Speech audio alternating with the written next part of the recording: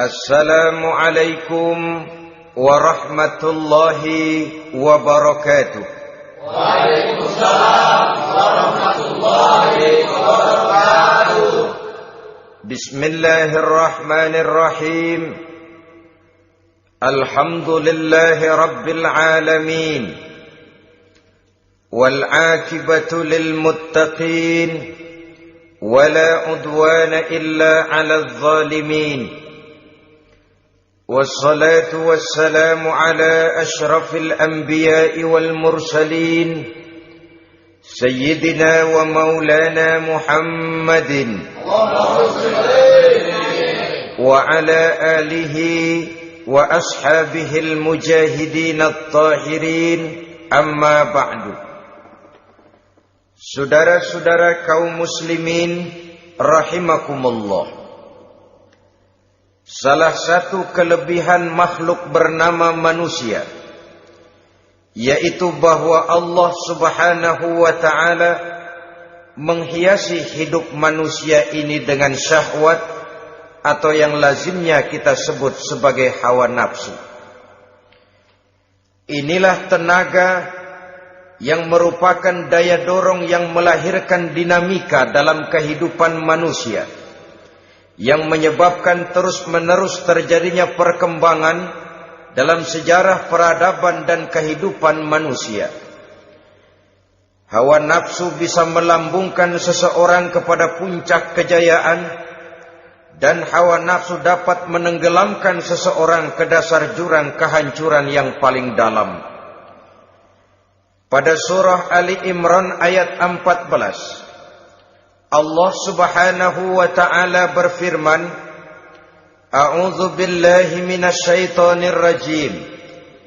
Zuyyina lin-nasi hubbus syahawati minan nisa'i wal banin wal qanatiril muqantarati minadh dhahabi wal fiddah wal khaylil musawwamati wal an'ami wal harth.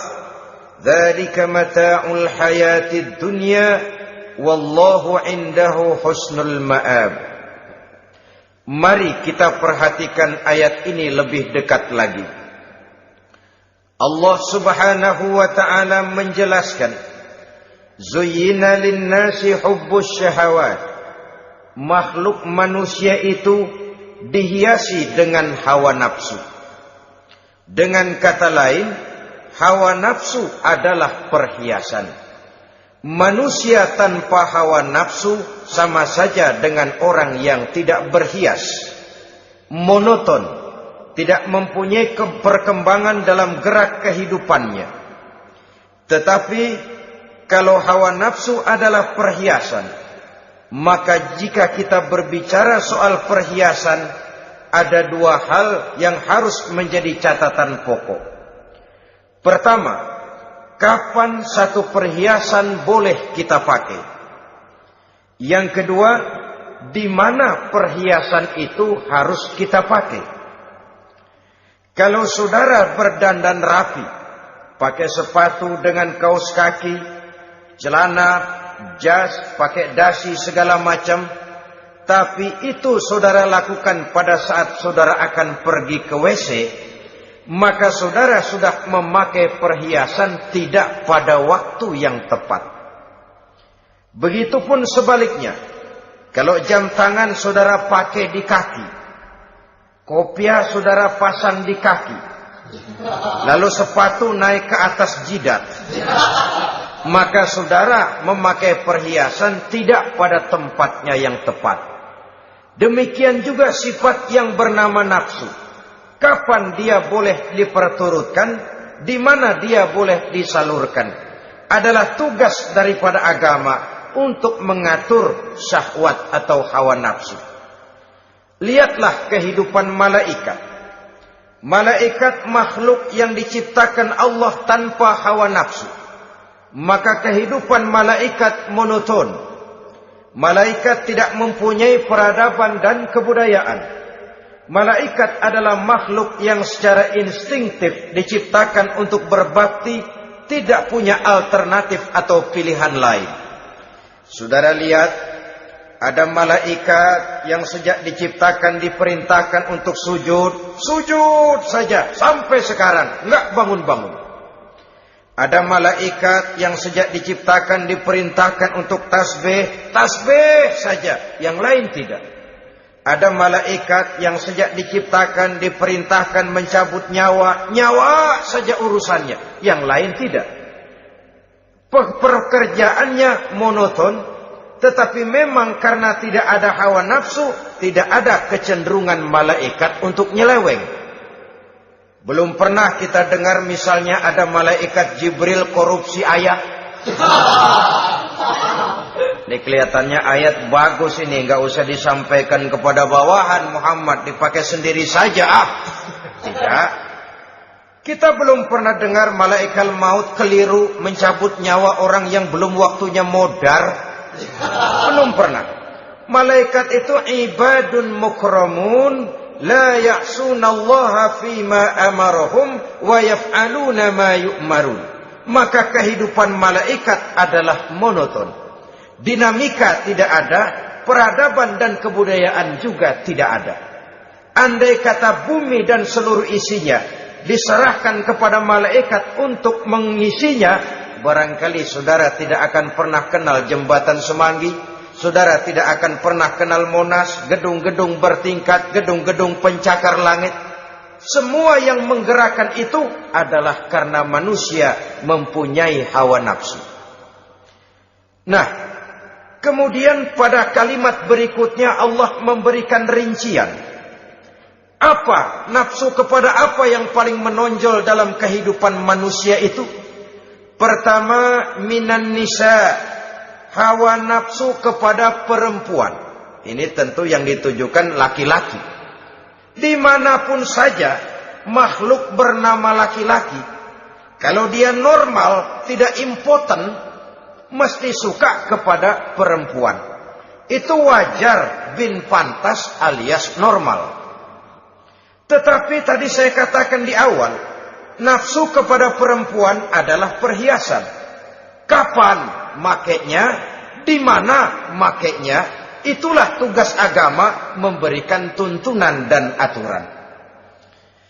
Saudara-saudara kaum muslimin rahimakumullah, nafsu kepada wanita dapat mengantarkan seseorang kepada puncak kejayaan, tapi nafsu kepada wanita bisa menenggelamkan seseorang ke jurang kehancuran. Bergantung kepada latar belakang apa yang mendorong timbulnya syahwat tadi.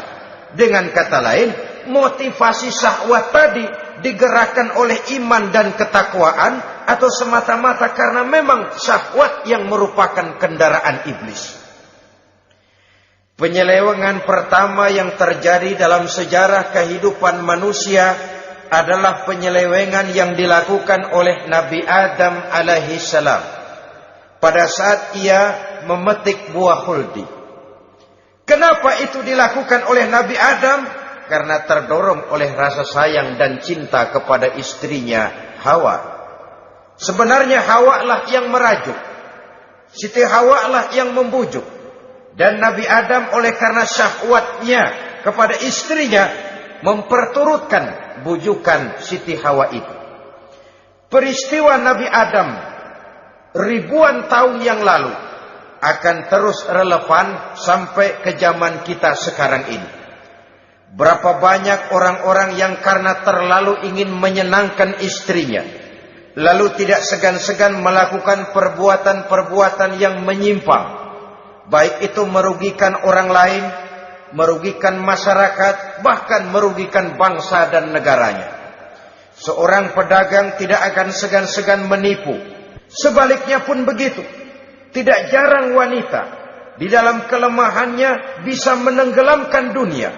Seorang suami yang jujur, polos, lugu, sederhana bisa jadi koruptor ulung karena didorong-dorong oleh istrinya. Istrinya barangkali bisa saja dibakar-bakar oleh tetangganya. Suaminya jujur, sederhana, kepala bagian, tempatnya basah tapi melarat. Istri rupanya tidak sabar melihat gaya hidup yang makin konsumtif, persaingan yang makin tajam, suaminya dikipas-kipasin. Kata istrinya, bang, tetangga sebelah kita lakinya pegawai kecil, bang, tapi gelangnya kayak pelek beca. Abang ini kepala bagian tidak bisa membelikan saya macam itu, percuma lah. Kata suaminya, ya bagaimana bu, gaji saya cuma segitu-gitunya. Ya namanya kepala bagian, apaan kayak sabet dulu. Kalau sudah berpikir ke arah ini, artinya sudah ngipasi suaminya untuk melakukan tindakan yang tidak wajar. Saudara-saudara kaum muslimin rahimakumullah, sejak zaman klasik sampai kepada zaman kita sekarang ini, kita melihat kecenderungan syahwat kepada wanita ini. Julius Caesar yang katanya gagah perkasa, ternyata tunduk di bawah kaki Cleopatra. Napoleon Bonaparte, the Lion of Europe, singa daratan Eropa, luas kekuasaannya, gagah perkasa tentaranya, kepada siapa dia tunduk? Ke bawah kakinya Margaret Josephine. Demikianlah di zaman kita sekarang. Kita melihat di Jepang betapa Perdana Menteri Uno didesak mengundurkan diri dari jabatan Perdana Menterinya oleh karena terlibat skandal dengan geisha. Kita juga melihat di Amerika betapa Senator Gary Hart dari Partai Demokrat yang masih muda, jenius, diharapkan masa depan Amerika lahir dari tangannya, terpaksa mengundurkan diri dari calon presiden oleh karena terlibat skandal dengan Donna Rice. Kita juga menyaksikan betapa parlemen dan kabinet di Inggris sempat geger oleh karena skandal Pamela Bordes, pelacur kelas kakap yang melanglang buana mencari sasaran-sasaran kakap. Ini adalah kisah kejatuhan yang diakibatkan oleh hubbus syahawat minan nisa. Oleh karenanya benar jika Nabi kita menyatakan an-nisa'u imadul bilad, wanita adalah tiang negara. Jikalau baik wanita, baik negara. Jikalau rusak wanita, hancur negara. Kalau syahwat kepada wanita cuma semata-mata karena syahwat, maka seorang laki-laki akan memandang wanita cuma sekedar alat pemuas hawa nafsu.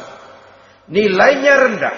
Sedangkan agama kita mengajarkan ma akraman nisa'a illa karimun wa ma ahanan nisa'a illa laimun, kata Nabi. Tidak akan menghormati kaum wanita kecuali orang-orang yang terhormat, dan tidak akan merendahkan derajat kaum wanita kecuali memang orang-orang yang rendah moralnya. Dengan kata lain, apabila syahwat minan nisa ini dilandasi dengan semangat iman dan ketakwaan, maka kehidupan Rasulullah sallallahu alaihi wasallam sungguh menjadi figur dan contoh dalam kehidupan kita. Perkawinannya bukan karena wajah yang cantik semata-mata, tapi lebih merupakan nilai ibadah kepada Allah Subhanahu wa taala. Dengan demikian, kecenderungan kepada hubbus syahawat minan nisa dikontrol oleh nilai iman. Barometernya, tolok ukurnya adalah iman. Di zaman sekarang banyak kasus kawin campur yang pada akhirnya akan membingungkan kita sendiri. Padahal Al-Quran secara jelas dan tegas memberikan bimbingan. Orang itu kalau sudah, kata Imam Syafi'i, wa ainur ridha an kulli aibin kalilatun kama anna aina suhti tubdil masawiya. Mata kalau dibalut cinta dia buta terhadap nista, tapi mata kalau dibalut benci hanya melihat yang keji-keji saja. Biasanya cinta kepada wanita memang bisa menimbulkan dorongan yang positif, tapi juga bisa membuat seseorang buta sama sekali. Dorongan yang positif paling kurang dari segi penampilan. Coba lihat lelaki kalau lagi demen perempuan, lenjeh banget. Sisiran rambutnya rapi, teriskaan bajunya lancip, sepatunya mengkilat, kantong celananya tebel, perkara anduk isinya bukan soal. Yang penting kan gaya. Lalu dinamis, kreativitasnya ada saja timbul. Tapi pada sisi lain, jikalau orang sudah kehilangan pertimbangan, juga kadang-kadang tidak segan-segan mengorbankan akidah, mengorbankan nilai-nilai iman. Padahal ini taruhan utama, sampai Quran dengan tegas memberikan peringatan. Wala ammatun mu'minatun khairun min musyrikatin walau a'jabatkum. Perempuan budak yang hitam legam, kalau beriman, itu lebih baik untuk dinikahi daripada wanita cantik berkulit kuning langsat tapi musyrik. Lebih baik budak yang hitam legam beriman daripada wanita cantik berkulit kuning langsat berhati bangsat. Tapi kita kadang kehilangan pertimbangan. Karena agama, karena cinta agama digadaikan. Karena cinta akidah terjual. Karena cinta keyakinan jadi korban. Ini semua penyakit yang datang dari hubbus syahawat minan nisa. Kecenderungan mengumbar nafsu kepada perempuan. Ini memang perhiasan, tapi bisa juga jadi bumerang dalam kehidupan manusia. Berapa banyak penyelewengan terjadi karena pengaruh wanita yang tidak bisa jadi bisa. Ini pengaruh di dalam kehidupan memang sedemikian besarnya. Sehingga saudara-saudara kaum muslimin, inilah yang perlu dikendalikan dalam kehidupan, kapan dan di mana. Kalau nafsu adalah perhiasan, kapan dan di mana perhiasan itu harus kita pakai? Di mana dia harus kita tempatkan? Begitu juga yang menyangkut soal perempuan. Kapan? Ya kapan? Tentu kalau sudah nikah. Di mana? Yang jelas bukan di depan umum.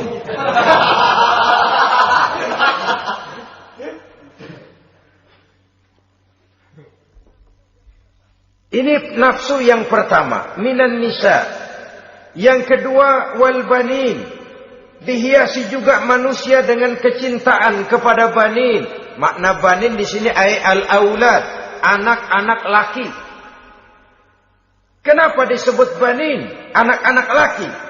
Karena pertama, sering anak laki itu lebih jadi kebanggaan buat orang tuanya ketimbang anak perempuan. Sebabnya apa? Pertama, faktor nasab. Silsilah lebih kuat kepada laki-laki ketimbang perempuan. Yang kedua, faktor cita-cita. Orang tua kalau punya anak laki-laki, cita-citanya panjang. Nak, kau nanti jadi dokter ya. Nak, jadi insinyur ya. Nak, jadi pilot ya. Nak, jadi pengusaha ya. Nak, jadi presiden ya. Tapi kalau dia punya anak perempuan, paling, ya nak, mudah-mudahan nanti kamu dapat jodoh orang baik, nak. Dapat jodoh orang soleh. Saudara-saudara, yang ketiga, anak perempuan itu kalau sudah berkeluarga, biasanya pindah kepada lingkungan keluarga lain. Sehingga orang berkata, punya anak perempuan banyak sebenarnya seperti agen. Artinya ada yang mau bawa, kan gitu. Ada yang minta, ambil. Ada yang berminat, buntel. Paling dia nengokin orang tuanya ya lebaran. Ya syukur kalau sebulan sekali atau seminggu sekali. Tapi minimnya kan lebaran. Dengan demikian dari garis nasab ini lebih kuat al-banin ketimbang al-banat. Manusia dihiasi dengan kecintaan kepada anak-anak. Sering karena terlalu cinta kepada anak, kita menjerumuskan anak. Terlalu sayang kepada anak, segala maunya kita perturutkan tanpa kendali dan kendala. Akhirnya sifat yang demikian itu malah mendorong anak untuk manja, tidak percaya kepada kemampuan yang dimilikinya, selalu mengandalkan kepada kebesaran, kemampuan daripada orang-orang yang dibanggakannya itu. Dan dalam kondisi demikian, kedewasaan dan tanggung jawabnya akan lambat berkembang. Maka Allah Subhanahu wa ta'ala memperingatkan bahwa harta dan anak bisa menjadi fitnah. Dalam ayat lain Allah juga memperingatkan, ya ayyuhalladzina amanu la tulhikum amwalukum wa auladukum an dzikrillah. Wahai orang-orang yang beriman, jangan sampai hartamu dan anak-anakmu memalingkan kamu daripada mengingat Allah. Jangan sampai kesibukanmu kepada anak dan harta benda menyebabkan kamu sampai lupa mengingat Allah Subhanahu wa ta'ala. Berapa banyak manusia yang tenggelam dengan melupakan Allah, jauh dari agama, jauh dari tuntunan syariat, oleh karena disibukkan oleh persoalan anak dan persoalan harta benda. Maka satu-satunya jalan, jikalau kita tidak ingin anak kita sampai memalingkan kita daripada mengingat Allah, nilai-nilai keimanan harus ditanamkan kepada mereka sedini mungkin. Dengan bekal ini, maka mereka, anak-anak kita, insya Allah tidak akan membuat kita orang-orang tua ini berpaling daripada mengingat Allah, berpaling daripada kehidupan beragama. Memang karena anaklah kita orang tua peras keringat banting tulang, pergi pagi pulang sore cari nafkah. Karena anaklah kita orang tua, kepala jadi kaki, kaki jadi kepala. Asal mereka bisa menikmati hari depan yang lebih baik dari yang kita nikmati sekarang ini. Tapi berapa banyak juga orang-orang tua yang tidak sadar akan amanah berupa anak ini. Mereka lalai, mereka bersikap masa bodoh, padahal tidak akan ada yang tidak dipertanggungjawabkan di hadapan Allah Subhanahu wa ta'ala. Orang tua bisa mendapat pensiunan pahala kalau anaknya tumbuh menjadi anak yang soleh. Tetapi orang tua pun bisa saja masuk neraka karena anaknya menjadi anak yang kurang ajar dan orang tuanya sama sekali tidak pernah memberikan pendidikan yang sebagaimana mestinya. Saudara-saudara kaum muslimin rahimakumullah, kita tentu berharap memperoleh pensiunan pahala dan bukan mendapat tambahan dosa dari kekurang ajaran anak-anak kita akibat kita sebagai orang tuanya tidak pernah mau mendidik mereka.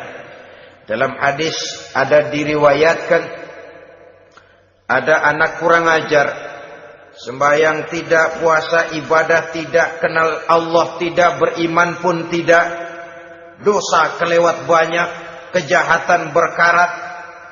Di akhirat nanti disidang dia, ditanya, kamu kenal siapa Tuhanmu? Tidak. Kamu tahu siapa nabimu? Tidak. Kitab sucimu apa? Tidak tahu. Kiblatmu di mana? Tidak ada. Kamu sholat? Tidak pernah. Kamu puasa? Tidak pernah. Wah, kalau begitu kamu rusak sekali. Kamu neraka. Anak ini mengajukan protes. Saya menuntut keadilan. Benar saya tidak kenal siapa Tuhan saya. Saya tidak tahu apa kitab suci saya. Saya tidak pernah mendirikan sholat. Tidak pernah melaksanakan puasa. Pendeknya tidak ibadah dan tidak iman. Tapi semua itu terjadi. Sebab-sebabnya tidak lain karena orang tua saya tidak pernah mendidik dan mengajarkan saya. Orang tua saya tidak pernah mengarahkan saya ke jalan itu. Sampailah saya seperti keadaan yang sekarang ini. Orang tua saya enak-enakan ngaji, saya teler diantepin aja. Orang tua saya memegang kitab, saya megang botol.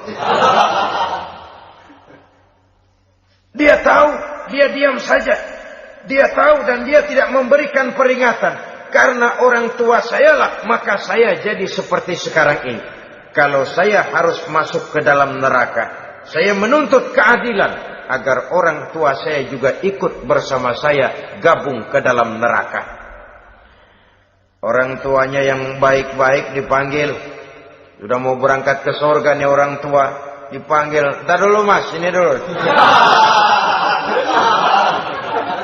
Mau kemana, gancang banget? Surga pak. Nanti dulu, urusan belum beres. Ini benar anakmu ini. Dilihat anaknya. Iya anak saya ini. Waktu di dunia nggak pernah diajari ngaji, nggak pernah. Sampai dia nggak kenal Tuhannya, nggak kenal nabinya, nggak kenal kiblatnya, nggak kenal kitabnya. Iya. Dia sembahyang, kamu dia nggak sholat, kamu diemin aja. Iya kali. Kenapa pakai kali? Yang benar ngomong mas. Ramadan dia nggak puasa, kamu nggak tegur, kamu diam saja. Iya. Wah, kamu nggak tanggung jawab. Kamu tahu anak itu adalah amanah. Menyia-nyiakan amanah adalah khianat. Khianat adalah dosa besar. Jadi bagaimana saya? Ya kamu gabung sama anakmu, join ke neraka berdua bareng. Lantaran kamu tidak mau mendidik mereka, anak-anakmu, maka jadilah anak-anakmu seperti sekarang ini. Saudara-saudara kaum muslimin rahimakumullah. Sebaliknya, jikalau anak-anak kita yang kita cintai ini, yang merupakan buah hati belahan jantung, tumbuh dan berkembang menjadi anak-anak yang soleh, yang bermanfaat bagi masyarakatnya, bagi agama, bangsa dan negaranya, kita orang tuanya bolehlah tentram menerima pensiunan pahala. Menerima pensiunan pahala dari kesolehan anak yang ditinggalkannya. Alangkah nikmatnya mendapat pensiunan pahala. Terbaring kita di bawah pohon kemboja, nilai kebaikan kita dikenal orang, nama kita akan tetap hidup. Oleh karena kita meninggalkan anak-anak yang tumbuh menjadi generasi yang soleh, bukan anak yang salah. Oleh karenanya, kecintaan kepada anak jangan sampai membuat kita lalai dari mengarahkan mereka kepada kehidupan beragama. Di zaman sekarang ini, kecenderungan kita mengarahkan anak pun sudah kepada kecenderungan yang berbau materialistis. Maka yang ramai bagaimana anak bisa mengejar program MBA, Master of Business Administration, supaya keluar bisa jadi manajer. Bagaimana anak lalu kursus komputer, supaya keluar menjadi tenaga yang canggih di bidang komputer. Ya, kalau dia perempuan cantik, bagaimana dia bisa masuk Akademi Sekretaris and Management, supaya bisa jadi sekretaris. Atau bagaimana dia bisa masuk sekolah nyanyi, supaya nanti jadi penyanyi dengan tarik suara, uang lalu mengalir ke dalam kocek jutaan nilainya. Maka yang ramai pun hal-hal yang semacam itu. Dalam pada itu, pengajian, kursus-kursus keagamaan, studi-studi klub yang membicarakan masalah-masalah agama, ramainya kadang-kadang kalau bulan Ramadan, dianggap training center. Ya lumayan, daripada tidak sama sekali mah lumayan. Tapi dengan demikian ini kan merupakan bagian terpokok dari kehidupan manusia. Alangkah idealnya jika dia mengantongi gelar MBA, Master of Business Administration, tapi punya nilai iman yang tangguh, ahli komputer tapi punya keyakinan beragama yang mantap. Dan ini harus ditanamkan lebih dahulu sebelum dia menguasai disiplin ilmu yang lainnya.